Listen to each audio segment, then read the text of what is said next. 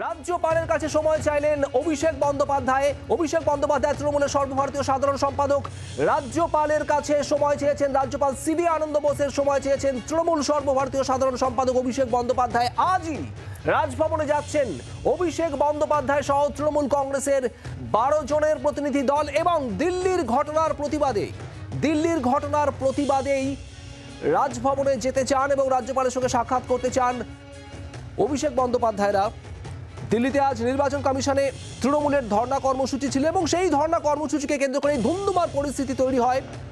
টেনে হিচড়ে তৃণমূল প্রতিনিধিদের সরিয়ে দেয় পুলিশ, প্রিজন ভ্যানে তোলা হয় দোলা সেন, সাগরিকা ঘোষদের।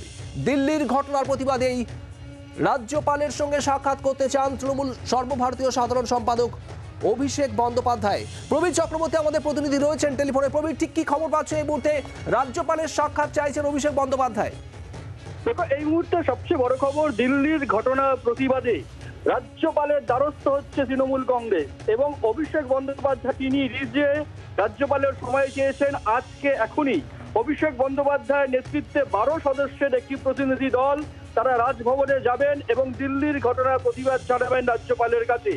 দিল্লিতে তৃণমূলের প্রতিনিধি দল তারা গেছিল ইলেকশন কমিশনে, সেখানে তারা ধর্ণা দিচ্ছিল।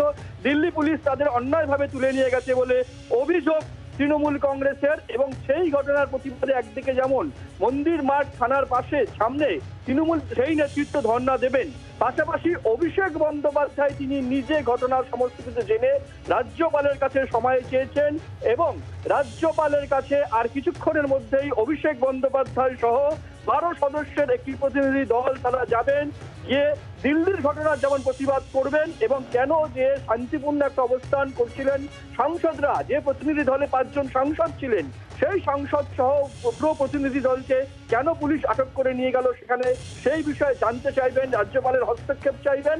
এবং ইতিমধ্যে এনআইএ এর সুর চড়িয়েছে তৃণমূল কংগ্রেস, সেই ঘটনা রাজ্যপালকে জানাবেন যে কেন এনআইএ বিজেপির সঙ্গে যোগ সাজেছে তৃণমূল নেতা কর্মীদের হেনস্থা করছেন। সুতরাং এই মুহূর্তে সবচেয়ে বড় খবর, দিল্লিতে সাংসদদের প্রতিনিধি দল আটক হওয়ার পরেই অভিষেক বন্দ্যোপাধ্যায় তিনি রাজভবনের সময় চেয়েছেন, রাজ্যপালের সময় চেয়েছেন এবং আর কিছুক্ষণের মধ্যেই অভিষেক বন্দ্যোপাধ্যায় সহ 12 সদস্যের একটি প্রতিনিধি দল তারা কিন্তু পৌঁছাবে রাজভবনে।